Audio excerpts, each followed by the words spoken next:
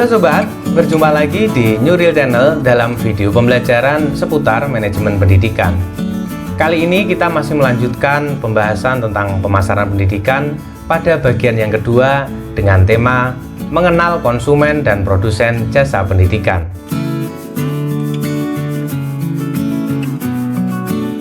Sebelum kita membahas lebih jauh tentang segmentasi pasar pendidikan, kemudian analisis perilaku konsumen, strategi marketing mix, dan beberapa pembahasan yang lain, penting untuk kita ulas terlebih dahulu siapa sebenarnya konsumen pendidikan, kemudian siapa produsen pendidikan, dan juga bagaimana bentuk atau wujud layanan jasa pendidikan. Produsen pendidikan merupakan pihak, baik itu orang ataupun lembaga, yang menyediakan layanan pendidikan kepada konsumen.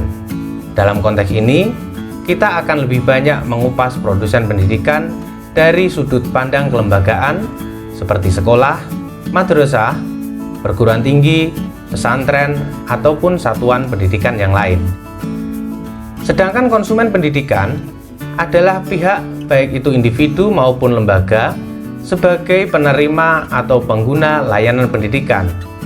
Dalam konsepsi pemasaran pendidikan, konsumen pendidikan dibedakan dalam 3 kelompok, yaitu konsumen utama, konsumen sekunder, dan konsumen tersier. Lalu siapa sebenarnya yang disebut dengan konsumen pendidikan? Mari kita cermati paparan pada alur berikut ini. Produsen pendidikan akan menawarkan produk atau jasa kependidikan kepada peserta didik. Produk tersebut dapat berupa layanan proses pembelajaran atau kegiatan ekstrakurikuler, bimbingan konseling, layanan administratif, maupun layanan dalam bentuk fasilitas sarana prasarana pendidikan. Peserta didik di sini disebut sebagai pelanggan utama karena mereka yang merasakan secara langsung layanan proses pendidikan. Kemudian, berbagai layanan pendidikan yang didapatkan peserta didik akan berkontribusi secara tidak langsung kepada orang tua, masyarakat, atau pemerintah yang disebut sebagai konsumen sekunder. Ketika seorang anak memiliki prestasi dari hasil proses pendidikan, orang tua pun ikut bangga, mengingat merekalah yang selalu mendampingi dan juga membiayai pendidikan sang anak. Orang tua, masyarakat, dan pemerintah disebut sebagai konsumen sekunder karena mereka tidak secara langsung mendapatkan layanan jasa pendidikan, tetapi mereka mendapatkan kepuasan melalui perkembangan kapasitas peserta didik yang telah mendapatkan layanan utama dari lembaga pendidikan. Hasil dari proses pendidikan dari satuan pendidikan menghasilkan output dalam bentuk lulusan yang akan diserap oleh pengguna jasa pendidikan seperti lembaga pendidikan lanjutan atau dunia usaha dan industri. Para pengguna jasa lulusan ini disebut sebagai konsumen tersier.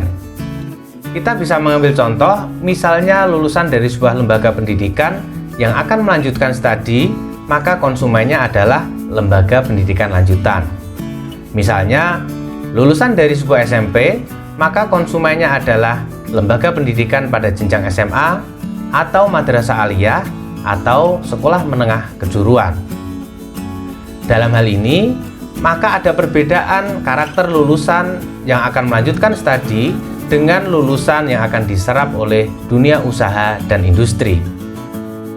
Bentuk produk pendidikan yang diterima oleh konsumen tersier tentu berbeda dengan produk yang diterima oleh konsumen utama. Jika konsumen utama mendapatkan produk berupa proses pendidikan, sementara konsumen tersier mendapatkan produk dalam bentuk lulusan, sehingga ini lebih tampak dan berwujud sebagaimana produk dalam bentuk barang. Dengan mencermati interrelasi antara produsen dan konsumen pendidikan, kita bisa menemukan bahwa bentuk produk pendidikan dibedakan dalam 2 hal, yakni dalam bentuk jasa kependidikan dan produk dalam bentuk lulusan. Sehingga strategi pemasaran pendidikan yang akan dikembangkan harus menyesuaikan dengan karakteristik produk, kondisi konsumen, dan kemampuan lembaga sebagai produsen pendidikan.